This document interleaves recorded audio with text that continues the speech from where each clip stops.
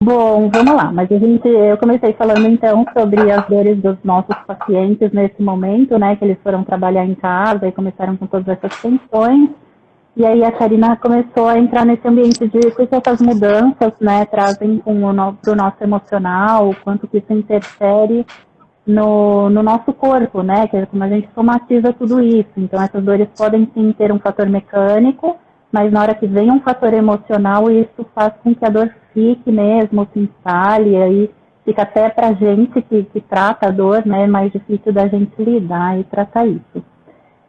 Continua lá, cara, tá indo muito bem. Não, bacana. Bom, então eu comecei falando que era o processo de mudança que gera toda essa ansiedade, né? Então, quando a gente sai da nossa zona de conforto, quando a gente sai daquilo que era rotina, a gente tem toda uma alteração física, né? Então, nosso cérebro, né, está programado para fazer daquele jeito, está programado para fazer acordar, tomar um café, sair, pegar um carro, levar a criança na escola, trabalhar e etc. E com essa mudança que a gente está vivendo agora, toda uma alteração que existe, né, que a gente tem que fazer, e toda uma readaptação. E isso gera um desgaste para a gente. E esse desgaste de a gente ter que mudar a nossa rotina, mudar a nossa forma de trabalho, mudar como a gente lida com as situações no dia a dia. Então, hoje eu tenho que lidar com a situação de fazer almoço para o meu filho todos os dias. Eu tenho que lidar com a situação de atender a reuniões online, uma coisa que eu não fazia antes. Né? Tecnologia, como que a gente lida com a tecnologia, como é que a gente faz uma live, né? Aí, Tem até quem questões vai técnicas fazer live no acontecem. Instagram. Exato. Então, eu acho que são questões que a gente vive nessas alterações. E tudo isso gera uma ansiedade gigante. E, de alguma forma, a gente coloca isso, né, de alguma forma. Eu estava lendo um livro hoje sobre o Agilidade Emocional, Elisângela Passos, minha colega que me deu o livro, fantástico, que fala um pouquinho sobre essa questão de você lidar com as situações emocionais, né? E tem um rapaz, James Pennebaker é o nome dele, e foi em 1970, eles fizeram uma experiência de que quando a gente passa por situações difíceis, como essa que a gente está passando agora, que tem muita mudança, muita coisa diferente acontecendo com a gente, e ele fez uma experiência da escrita. Então, as pessoas que passaram por situações traumáticas, as pessoas que passaram por situações difíceis na vida, que usaram a escrita, né, como uma forma de você organizar aquilo que você está pensando, né? E a gente tem toda a questão da psicoterapia, né, a psicanálise, etc., fala exatamente disso. Quando a gente consegue colocar para fora de algum jeito, seja por escrita, seja pela fala, seja cantando, seja como você quiser, né? De alguma forma, um desenho, né? Você colocar para fora aquilo que você está sentindo, quando a gente fala, o corpo cura, né? Essa é a que a gente usa na psicoterapia. Tanto é que a psicanálise é você sentado, olhando para o nada, você não olha, né, para o seu terapeuta, digamos, na técnica da psicanálise, porque você entra em contato com você mesmo. Então, quando a gente faz esse processo de falar, de colocar, a gente consegue identificar daí e organizar aquilo que a gente está sentindo. E quando a gente se vê numa situação de mudança e desconforto, como a gente está vivendo agora, é extremamente importante que a gente reconheça, né, qual é o gatilho da minha ansiedade, né? Então, o que faz com que eu me sinta ansiosa? Eu me sinto ansioso porque eu tenho que trabalhar de casa, eu me sinto ansioso porque as crianças estão em casa, meu marido está em casa, eu me sinto ansioso porque eu tenho que organizar o meu dia a dia, as tarefas de casa, meu almoço. O que gera essa ansiedade? Eu acho que a primeira coisa, né, que vem assim, é identificar qual é o gatilho externo. E lembrando que o gatilho externo não é uma coisa que eu tenho controle, né? Então, as coisas acontecem, Então, o meu carro quebra, eu tenho uma batida. Eu até esse dia estava dando um treinamento, eu falei, gente, eu não tenho controle, aconteceu, eu bati o carro, é um acidente, né? Então, as coisas que são gatilhos para a nossa emoção, elas estão externas e a gente não tem controle sobre isso, né? Cabe a gente identificar esses gatilhos na hora que eles estão acontecendo e processar isso, né, no nosso dia a dia, para que isso não vire uma dor. Entender também qual é a reação que a gente tem diante de cada gatilho, né? Porque pode ser Exato. diferente, a reação sim a gente pode controlar. Isso a gente Exato. pode, no racional, ter um controle e ter uma atitude diferente quando a gente consegue identificar o gatilho, a gente pode escolher ter uma atitude diferente frente a esse gatilho, né? Exato. Esse é realmente o campo da inteligência emocional, né? Então, quando a gente fala sobre as reações que a gente tem de emoção e o que acontece com a gente no nosso dia a dia, e a forma como a gente reage a esse processo, é exatamente a inteligência emocional, né? Então, até nesse livro que ele colocou, é a gente criar um intervalo, sabe? Criar um intervalo entre o estímulo e a resposta. Nós temos que criar esse intervalo antes de dar uma resposta a um estímulo, a um gatilho que veio, né? Então, a partir do momento que eu tenho esse gatilho, eu tenho, por exemplo, essa semana eu já contei para Karen, as crianças aqui quebraram o tablet, daí é um gatilho, é uma coisa externa que vem, né? Como que você lida com isso? Qual vai ser a sua reação mediante a isso? Então, criar esse intervalo de reação é extremamente importante, sabe? Então, quando a gente identifica a emoção que a gente sente, né? Isso faz muito parte do autoconhecimento. Então, quando acontece alguma coisa, eu consigo identificar a minha emoção e consigo processar ela de alguma forma internamente, eu consigo ter uma ação. Eu sempre gosto de falar que a gente não reage, a gente não deve reagir às coisas. Nós temos que ter uma ação, que é exatamente o que você falou, uma escolha, né? Então, nós precisamos ter a escolha da ação que a gente vai ter pós emoção que a gente sente no nosso dia a dia mediante as situações que a gente não tem controle. Então, acho que uma dica que fica aí é a gente começar a prestar atenção em quais são esses gatilhos, para que a gente antecipe essa reação, né? Na verdade, não reaja, conte até 10, consiga dar essa respirada e haja racionalmente, né? Porque é isso, a nossa ação vai determinar aquilo que a gente pensa e aquilo que a gente sente, e uma coisa vai engatando aí na outra, né? Então, a gente realmente identificando quais são esses gatilhos, toda a cadeia vai ficar diferente. A gente consegue modificar o que a gente vai sentir lá na frente, né? A gente não vai se sentir arrependido da reação que teve, mas a gente vai se sentir feliz e grato e satisfeito com aquela atitude positiva que a gente teve, que gerou outras coisas tão positivas, né? Sim, eu acho que um dos pontos, assim, pra gente, mas é que sempre que a coisa acontece, eu reajo em cima, eu não tenho esse controle. Eu acho que a observação, a autoobservação e a autopercepção, ela é importante. Então, a gente começa a fazer grupos de gatilhos, digamos assim. Então, por exemplo, o trânsito, né? Tudo que acontece no trânsito é um grupo, né? Então, uma buzinada, uma fechada, alguma coisa nesse sentido. Ou grupo família, né? Meus filhos, meu marido, meus vizinhos, né? E etc. São grupos. Quando eu consigo identificar e observar a minha reação e perceber isso, eu consigo iniciar uma autoanálise de como eu reajo a algumas situações que eu não deveria reagir, né? Então, na verdade, é uma escolha. Sim, acho que a gente começa a entrar um pouquinho também nesse autoconhecimento, né? No quanto é importante a gente se conhecer, a gente identificar na nossa vida aquilo que a gente tem facilidade, que a gente tem dificuldade, e dentro disso como que a gente reage diante de cada coisa, e as emoções que a gente tem diante de cada coisa, né? E aí eu acho que entra uma coisa que é muito legal, Ká, que eu acho que é a questão da gente reconhecer o nosso limite, né?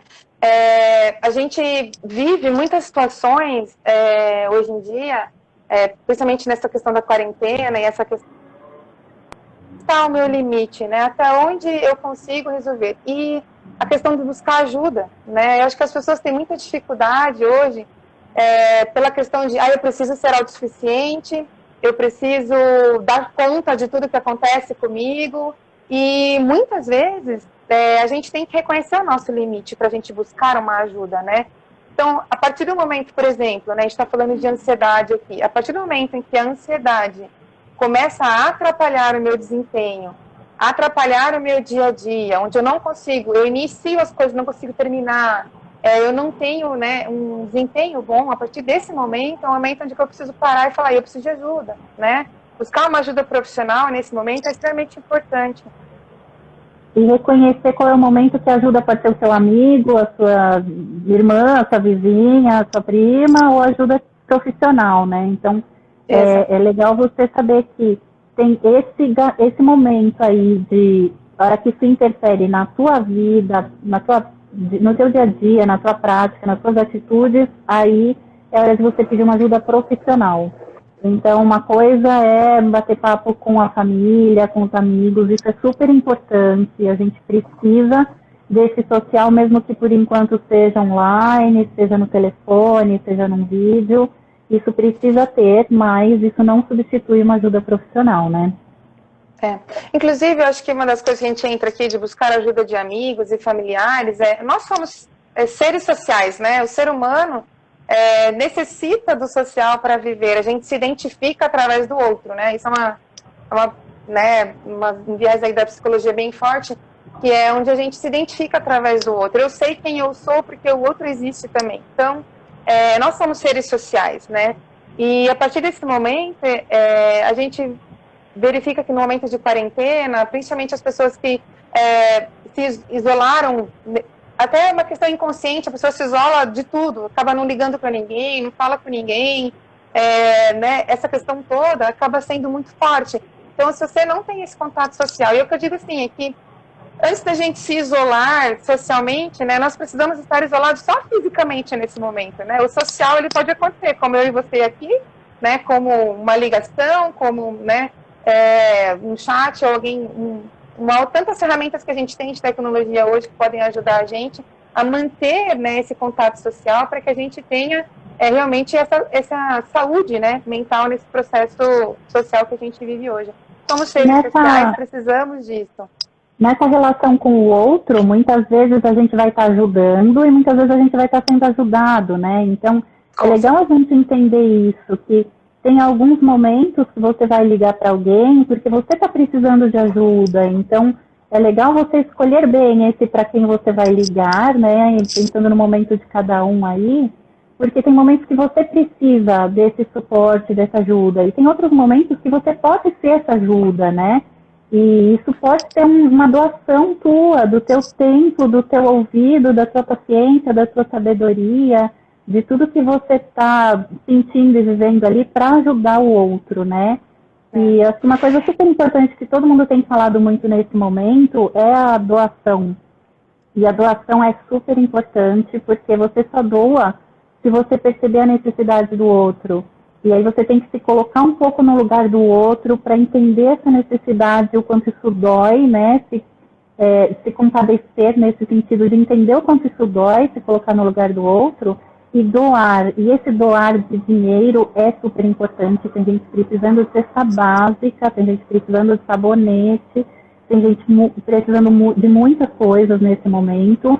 Então, você enxergar a necessidade do outro e atender isso é super importante. Não é hora da gente dar aquilo que está sobrando, é hora da gente dividir o que tem mesmo, para que ninguém fique passando necessidade.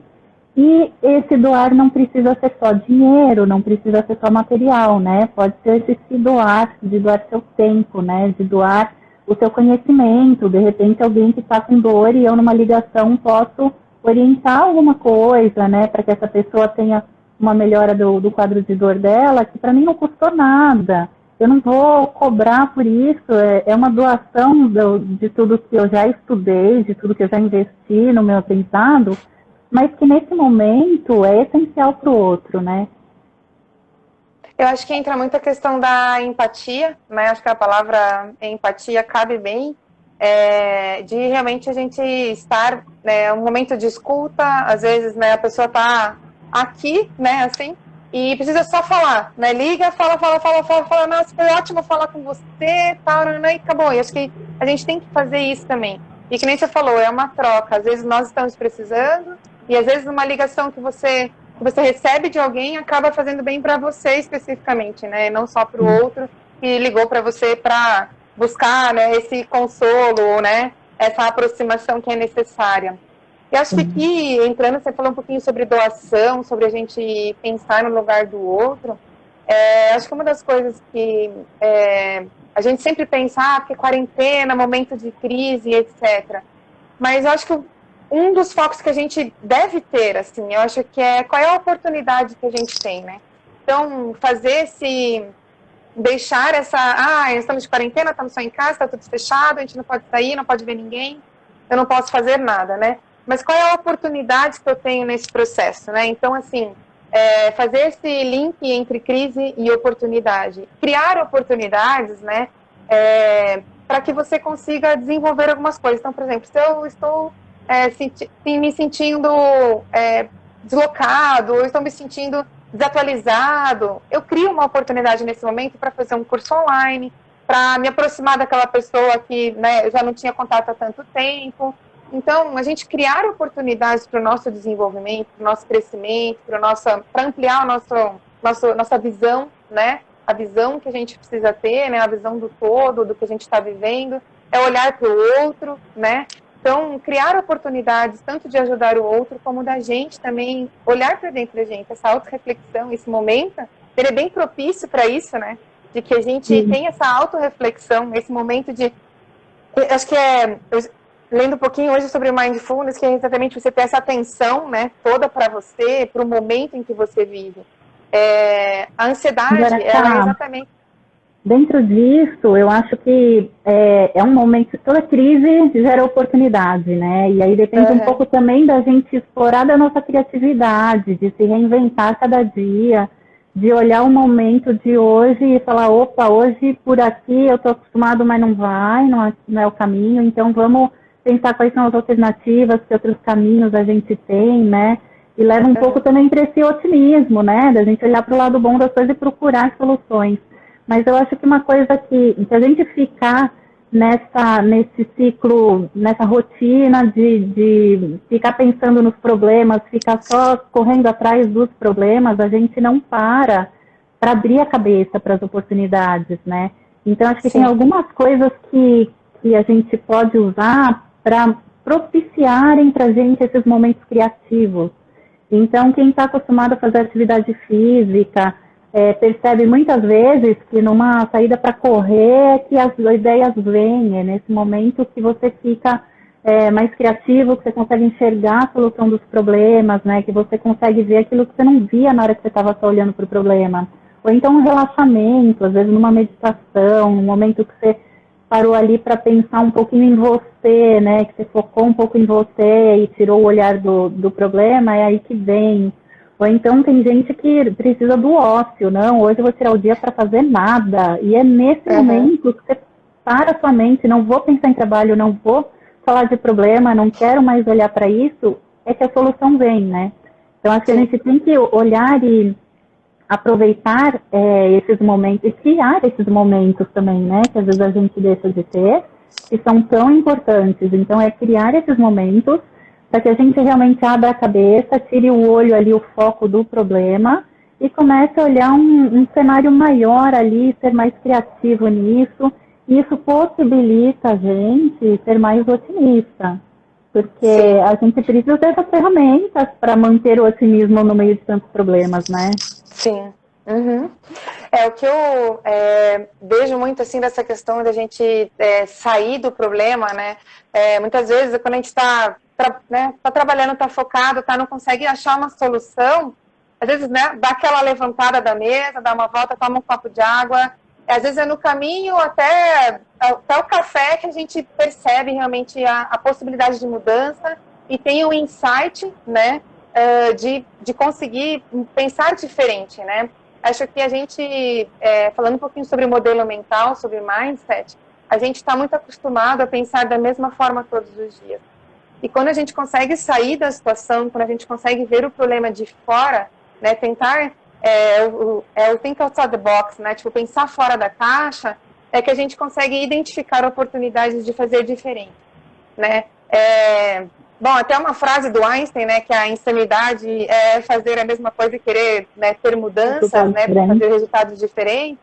Então, se a gente é insano a gente fazer sempre igual e querer resultado. Mas eu tô ansiosa e não muda e já faz... O que você tem feito de diferente no seu dia a dia, na sua rotina, para que você se sinta melhor, né, para o seu bem-estar? Então, eu acho que a busca do bem-estar também está muito ligada com essa iniciativa, né, de como você se prontifica às questões diferentes e mudar o seu modelo mental de rotina, né? Qual que é a minha rotina agora, né? Colocar no papel isso, né? Colocar no papel, fazendo o que me incomoda, onde eu estou gastando minha energia, né?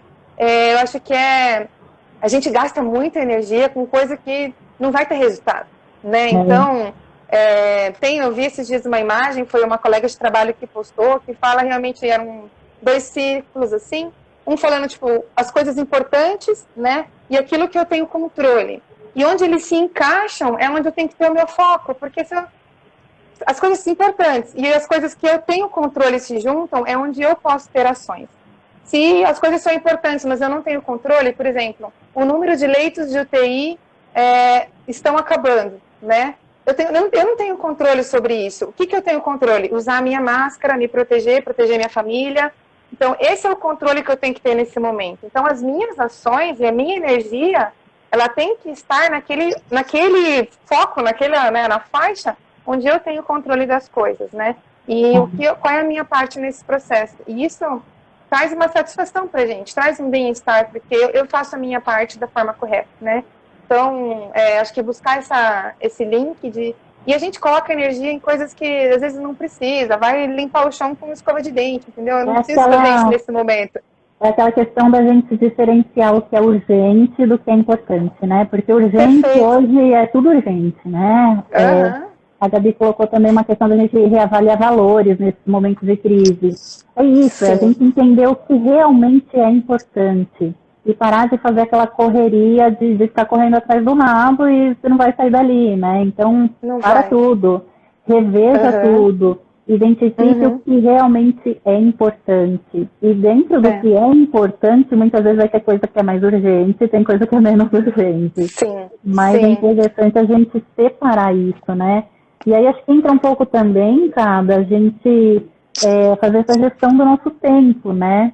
Então, de organizar rotinas, tanto na vida pessoal quanto na vida profissional. Também separar um tempo para o lazer, né? Para você ter esse tempo, fazer o que você gosta, fazer aquilo que te dá prazer, aquilo que você termina de fazer, você está se sentindo o máximo, você está se sentindo aquela pessoa, pô, eu estou muito bem. Então, a gente tem que identificar o que é isso e dentro do nosso tempo, que é o mesmo para todo mundo, a gente separar um tempo também para fazer aquilo que faz bem para a gente, né? Sim, é extremamente importante essa questão do bem-estar e a gente se preocupar e separar esse tempo para a gente, o tempo em família, o tempo, né? E assim, quando a gente fala sobre tempo e rotina, eu acho que o ponto principal, assim, né? Tipo, 2 pontos que são principais. O primeiro é disciplina, né? Nesse primeiro momento onde a gente está. Então, por exemplo, eu tenho que fazer a minha atividade, eu gosto de fazer a minha atividade física. Se eu não me planejo no dia, né? Olha, eu vou parar 7 horas, eu vou fazer meu exercício e etc. Então, a disciplina no nosso dia a dia, ela ajuda a gente a planejar, né?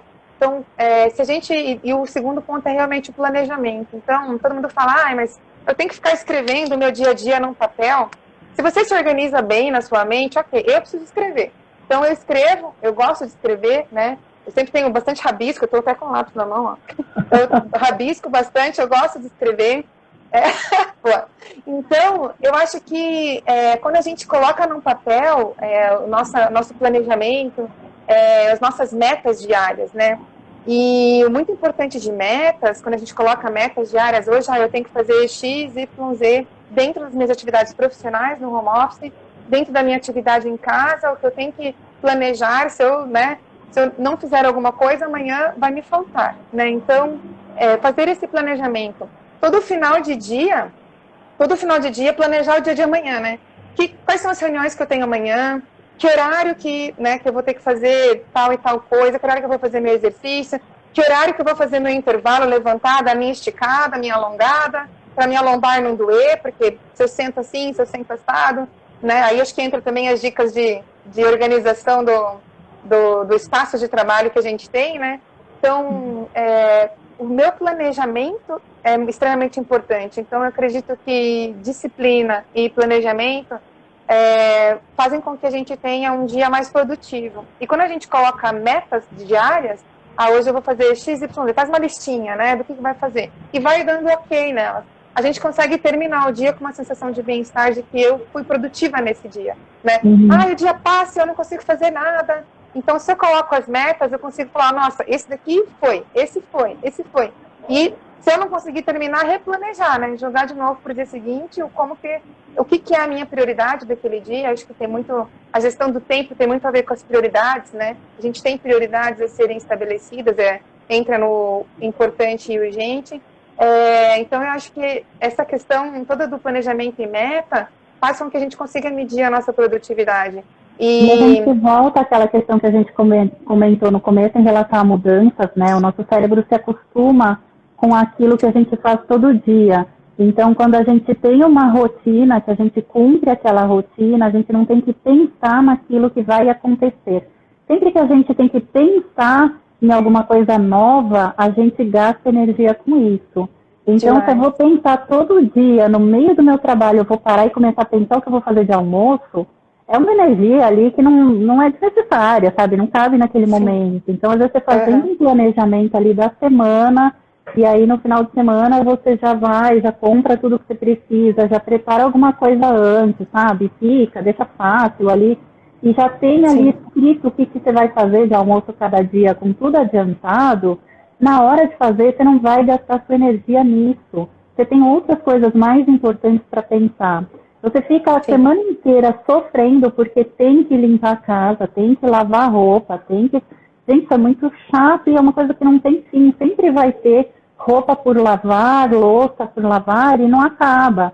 Então, se você sabe que na terça-feira você, naquele horário, vai parar para lavar roupa, o resto da semana você não vai sofrer com isso. Você não vai pensar nisso. O seu cérebro já está sabendo que está ali. Vai acontecer, não preciso mais sofrer porque tem que lavar roupa.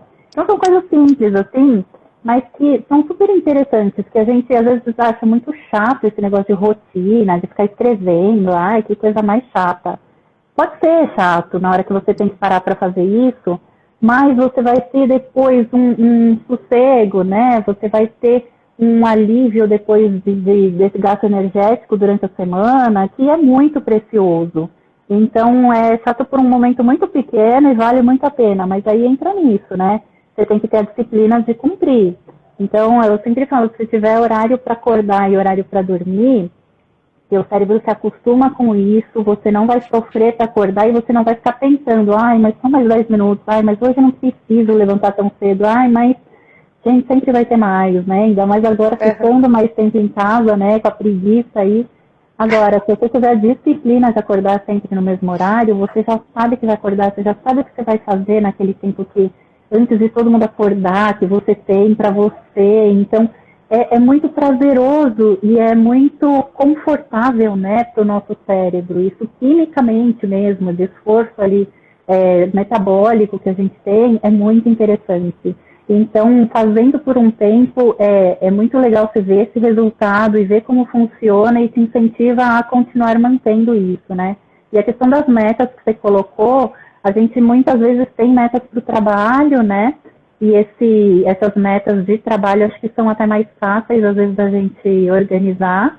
Mas essas metas de pessoais, eu quero estudar isso, eu quero conhecer aquilo, eu quero aprender a tocar um instrumento, qualquer coisa que você tenha assim para você, também são importantes. É você ver lá na frente o que você quer e traçar esse caminho, né? Como que eu vou chegar lá? Então, para chegar lá, eu preciso desses passos, e esses passos eu vou fazer um por semana, então um por dia, dentro daquilo que você se propõe a gastar de tempo e de energia com cada coisa, né? Não, e acho que esse gasto de energia, ele gera, né, o próprio gasto de energia, quando a gente tem uma situação adversa no dia a dia, é um gasto de energia e ele gera uma ansiedade. Então você falou, se eu não me planejei para o almoço, deu meio-dia, né, a galera em casa vai começar a falar, meu Deus, cadê a comida, mãe, né? Então, assim, e daí isso vai gerar uma ansiedade, né? E essa ansiedade é que, né, é um gatilho externo, que você não tem controle, né, e você aí já começa a desandar, né, então você sente essa emoção, a emoção vem, você já não consegue lidar com isso, vai fazer as coisas atropeladas, né, então se você tem planejado, o seu gasto de energia vai ser menor, o seu gasto de tempo vai ser menor, né, porque você já pensou, já planejou, já tá lá, é só chegar, fazer, servir, comer, né, em uma hora você consegue terminar tudo aquilo que você tinha para fazer. E se a gente Eu acho pensar que essa cadeia, né, que isso leva, porque aí, assim, você ficou nessa ansiedade aí todo dia, aquela ansiedade porque você sabe que vai chegar na hora do almoço, vem o seu filho pedir, vem, mas você tem que entregar um projeto do trabalho, você está naquela tensão, vai gerar uma tensão muscular enorme, vai te dar dor, a dor traz uma fadiga também crônica aí, que ao longo do tempo vai se desgastando demais, e aí você vai gritar com o teu filho, ele vai ficar estressado, ele vai ficar reclamão, ele vai ficar chorando, ele vai ficar com dor, isso gera todo um ciclo, né? Que é muito pesado. E a gente conseguindo cortar isso logo no começo, o ciclo vira ao contrário também, né? Você tem essa corrente do bem também, que vai espalhando para a família, para os vizinhos, para os colegas de trabalho, para todo mundo, né? A gente fala muito na clínica que tirar a dor de um paciente não é só um problema mecânico do paciente que se resolveu, você gera toda uma cadeia, um ciclo do bem aí no ambiente de trabalho de família dele, que vai se espalhar e que vai se multiplicar, e que isso é muito legal, né? É muito encantador a gente pensar que a gente pode agir nesse processo, né, de cada um. Não, com certeza. Uma das coisas que eu estava vendo esses dias é que todo mundo, né, fala, a gente não vai sair igual dessa quarentena, né? Acho que a gente não vai sair igual desse processo todo que a gente está vivendo. A gente vai sair mais resiliente, a gente vai sair mais inteligente emocionalmente. As situações que a gente vive, né? Uma das coisas que eu gostaria de colocar, assim, é que não tem problema a gente se sentir mal, né? Por exemplo, às vezes, mas é que eu preciso estar bem o tempo todo. Essa autocobrança, ela é muito forte pra gente. Então, eu acho que a gente pode, né? A gente tem que se permitir sentir as coisas, né? Então, eu sentir tristeza em algum momento, eu sentir raiva em algum momento, eu acho que isso são emoções naturais, né? E a gente vivenciar isso e reconhecer essa emoção, que essa emoção existe, que ela está ali, faz parte do nosso processo também. Então, o negar a emoção, acho que acaba transformando numa dor. Quando eu consigo dar nome para a emoção que eu estou sentindo, e isso faz muito parte da questão do autoconhecimento, quando eu consigo nomear a emoção, eu estou sentindo... E às vezes as pessoas falam, eu estou com ansiedade. O que é a ansiedade? É um medo? É uma angústia? É uma insegurança? O que realmente você está sentindo, né? Acho que é isso que... Por isso que o autoconhecimento é extremamente importante. Quando eu consigo dar nome à emoção, eu consigo gerir ela de uma forma diferente. Então, eu consigo identificar de onde que ela está vindo, né? E se eu consigo identificar... Essa questão do não ser perfeito, né? É legal a gente identificar o que a gente tem de positivo, o que é uma facilidade para mim. E a gente explorar isso e usar isso tanto profissionalmente quanto na família, né? A gente explorar o que a gente tem de melhor, o que a gente tem de mais fácil.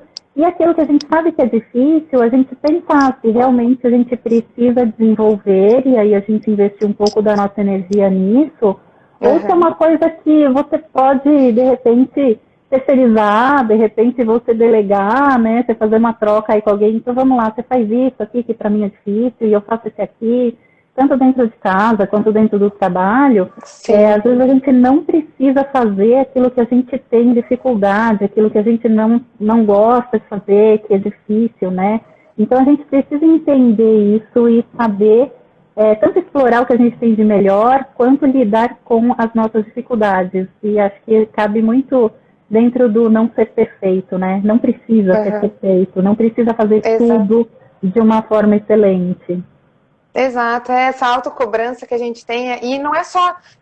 A sociedade já cobra a gente de uma forma, né, gigante, né? Então, porque eu tenho que ser fitness, eu tenho que ter sucesso profissional, meu filho tem que ser o melhor da escola, tem que saber, sabe? Então, a sociedade já cobra a gente demais.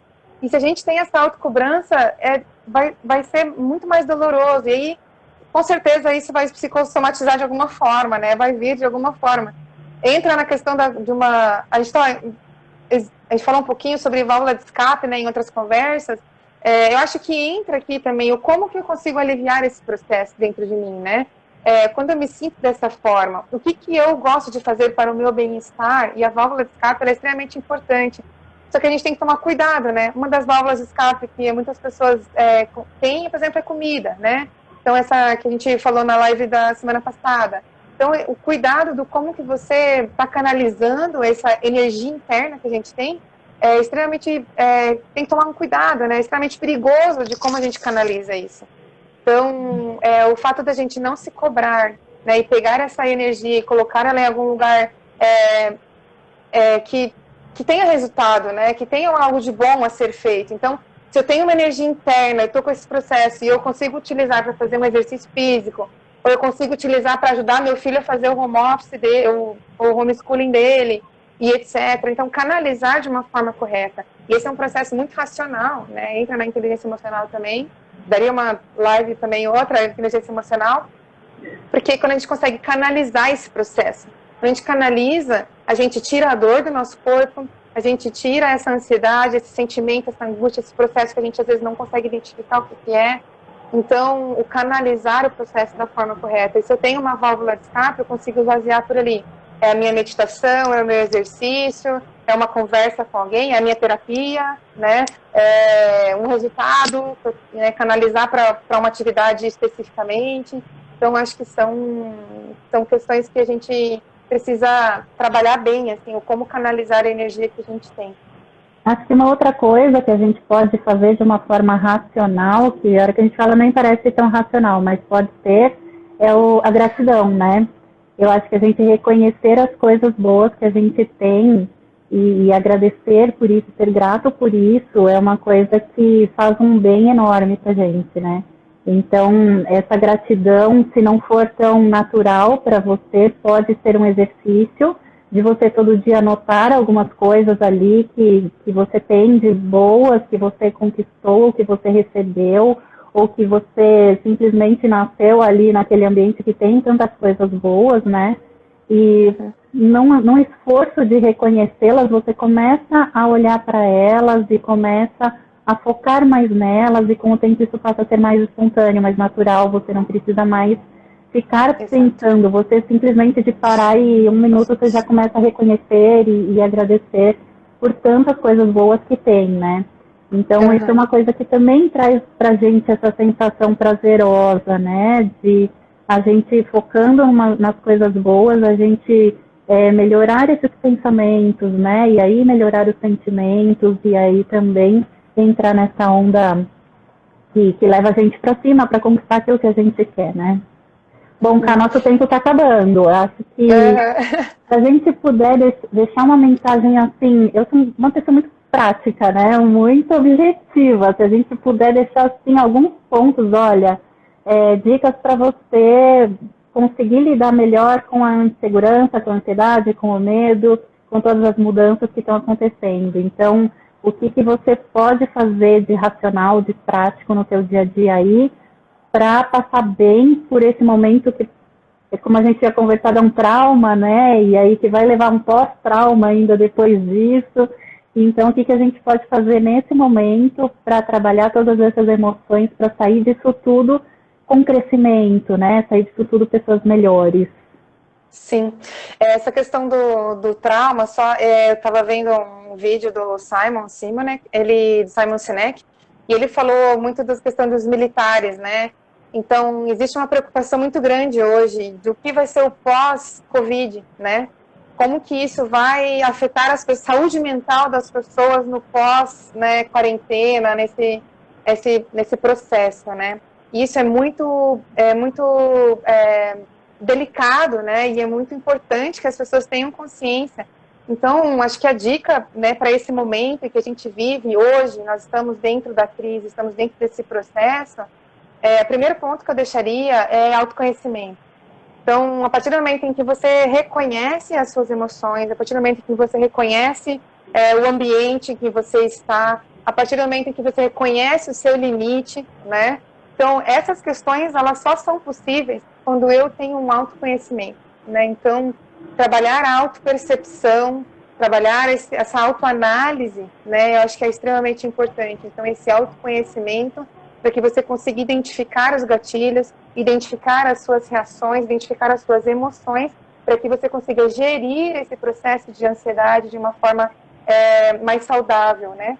Então, e evitando daí, então, as dores, evitando conflitos, evitando tudo que a gente vive, né, nesse processo de confinamento que a gente está vivendo agora. E o segundo processo, eu acho que é a esperança, né, o otimismo, né? A gente vai sair mais forte desse processo, né? Eu acho que, ou mais forte, eu não sei, mas vamos sair mudados, né? A gente vai mudar com tudo isso que está acontecendo. Então, a gente aprende coisas novas, a gente aprende processos novos. Algumas frustrações são gigantes, algumas coisas, né, que acontecem no nosso dia a dia vão estar, e a gente precisa entender de que isso é um processo natural para a gente. Então, e pensar de que o que eu posso fazer com isso para que no futuro eu consiga identificar uma oportunidade de desenvolvimento nisso que eu estou vivendo, né? Então, essa visão otimista, o otimismo não é negar, né? O otimismo não é a gente negar aquilo que a gente sente ou negar que estamos vivendo um processo de crise, um caos ou alguma coisa nesse sentido. O otimismo, ele é um processo onde eu tenho a esperança e eu traço ações para que eu consiga desenvolver isso de uma forma diferente, que é exatamente eu criar essa oportunidade, né? Então eu consegui, mediante a crise, né, que nem você falou, crise gera oportunidade, mas só consigo fazer isso a partir do momento que eu consigo pensar diferente. E é essa visão otimista que eu gostaria de deixar aqui. E acho que completaria daí esse processo de como a gente sai daqui, né, nesse processo todo. Joia, foi muito bom o nosso papo, espero que o pessoal tenha aproveitado. Eu vi que entrou gente aí na live, pacientes meus, amigos, né, colegas, família. Então, obrigada para todo mundo que participou.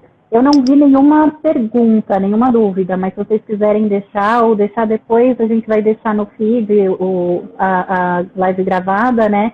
Então, se quiserem colocar lá perguntas, a gente vai respondendo para cada um, tá? Obrigada, Karina, pela sua participação, pelo seu tempo aqui com a gente. Foi muito, muito bom. E obrigada para todo mundo que participou também. Obrigada, pessoal. Um grande beijo para vocês. Tchau para todo mundo. Até mais. Tchau, tchau.